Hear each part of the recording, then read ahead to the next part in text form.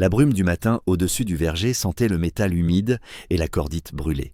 Au-delà des arbres, un cliquetis régulier d'insectes commençait à se dérouler comme un orage mécanique. Pour le fantassin allongé dans la terre retournée, ce son était plus clair que n'importe quelle carte ou appel radio. Il signifiait qu'on ne pouvait pas bouger sans inviter un trou dans sa vie. La mitrailleuse MG42 était, au premier battement, un pur instrument d'interdiction. Un choix d'acier offert aux commandants allemands au milieu d'une guerre d'usure. Mais le choix derrière cela n'était pas une invention unique, c'était un compromis délibéré qui allait façonner la manière dont des bataillons entiers combattèrent, la manière dont les trains de ravitaillement roulaient, et comment des hommes des deux camps apprenaient à craindre un son.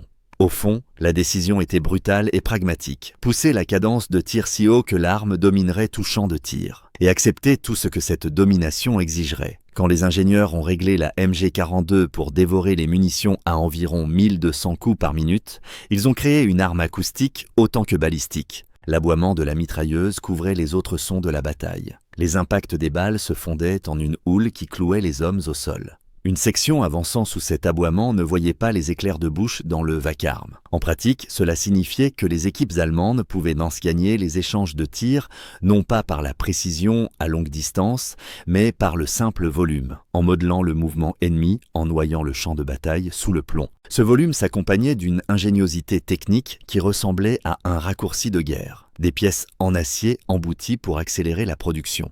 Un canon à changement rapide pour qu'un équipage puisse remplacer un tube surchauffé en quelques secondes. Et un système d'alimentation par bande conçu pour soutenir des rafales qu'aucun fusil ne pouvait égaler. Ce canon à changement rapide est un trésor caché dont on parle rarement dans le fracas. Une équipe de 2 pouvait soulager un canon en surchauffe et remettre l'arme à l'œuvre mortelle sans les lenteurs des anciens modèles. Une autre conséquence peu connue se cachait dans le corps en métal embouti.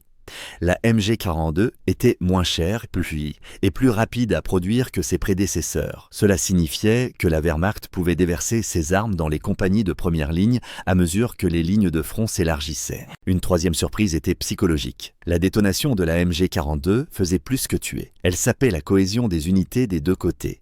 Elle forçait les assaillants à adopter de nouveaux schémas d'approche, plus sanglants. Et pourtant, chaque gain avait son contrepoids. L'appétit pour les munitions devenait une obsession logistique. Des colonnes de ravitaillement qui autrefois ne comptaient que la nourriture et le carburant se mesurent désormais en caisses de munitions. Leur poids et leur volume fatiguent les chevaux.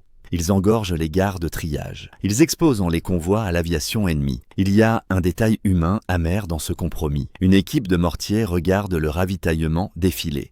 Leur tâche devient soudain aussi vitale que celle d'un fantassin.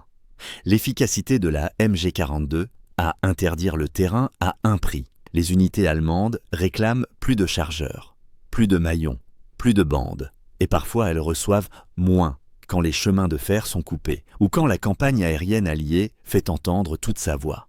Cette pénurie a nourri une autre brutalité. Des servants formés à arroser l'ennemi ont appris à rationner leur feu. Des commandants ont appris que la promesse de l'arme pouvait devenir un handicap quand la chaîne logistique cédait. Le déclic arrive là où le son croise l'arithmétique. La grandeur de l'arme ne tient pas seulement au nombre de coups qu'elle peut envoyer. Elle tient à ce que cela exige de la machine humaine autour. Les troupes doivent être formées non seulement pour tirer, mais pour durer, pour économiser, pour se placer. La doctrine du groupe allemand a changé. La MG42 est devenue le pivot autour duquel tournait tout le dispositif des petites unités.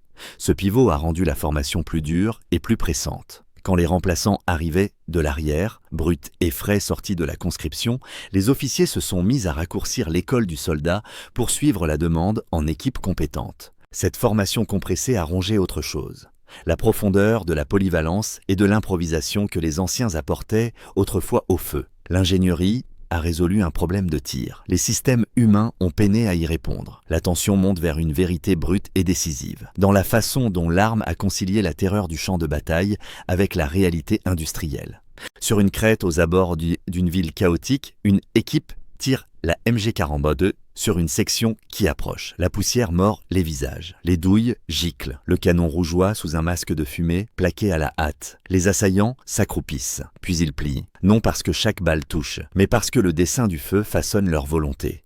Pour l'équipage, il y a le triomphe. Il y a l'épuisement et un calcul froid. Les bandes ont-elles tenu?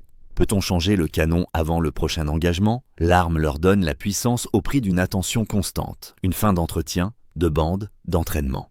Les Alliés ont pris note. Des unités américaines et britanniques ont forgé des mots nouveaux pour ce bruit et ont adapté leur tactique. Tir de suppression, manœuvre de débordement calée sur les rafales de la MG42, frappe coordonnée en 2 temps qui tentait de punir les servants pendant leur vulnérabilité lors d'un changement de canon ou d'un rechargement. Autre pépite discrète ici, la MG42 a forcé l'innovation dans les tactiques d'infanterie des armées adverses. Elle a accéléré une forme de spécialisation tactique qui se prolongerait dans les doctrines d'après-guerre. L'arme n'était plus seulement un atout allemand. Elle était devenue un catalyseur de l'adaptation alliée. Quand la carte de la guerre s'est retournée contre l'Allemagne, les compromis se sont durcis en conséquence. Les usines pouvaient emboutir des carcasses et produire des canons à la chaîne, tandis que les campagnes se vidaient des hommes qui les manieraient. Le triomphe de la production est devenu creux quand il ne restait plus assez d'équipages formés pour l'exploiter. Dans les moments calmes, un sergent plus âgé pouvait passer ses doigts sur le boîtier strié et se souvenir de la façon dont l'arme avait autrefois tenu des haies entières à distance, et comment plus tard elle gisait dans la boue, sans personne pour la charger. Le véritable héritage de la MG42 n'est pas seulement dans ses plaques et ses ressorts. Il est dans cet équilibre qu'elle a imposé entre la machine et l'homme. Elle a appris au commandant que la cadence de feu pouvait remplacer bien d'autres avantages. Elle a aussi appris aux logisticiens qu'une telle cadence se payait d'une dépendance. La leçon du champ de bataille est devenue une mémoire institutionnelle. Les choix de conception se propagent vers les tactiques, l'entraînement et le ravitaillement, jusqu'à remodeler une armée. Des décennies plus tard, quand des concepteurs modernes ont esquissé la génération suivante de mitrailleuses polyvalentes, ils ont fait écho à cette leçon de guerre. Une puissance de feu séparée des moyens de la soutenir devient une belle cruauté. Dans des champs qui gardent encore des douilles rouillées, les agriculteurs et les petits-enfants trouvent les vestiges matériels. Ce qui s'accroche plus obstinément, c'est un son dans la mémoire, une voix dure, une voix bourdonnante. Elle disait autrefois aux hommes de rester plaqués au sol et d'attendre que le monde passe devant eux.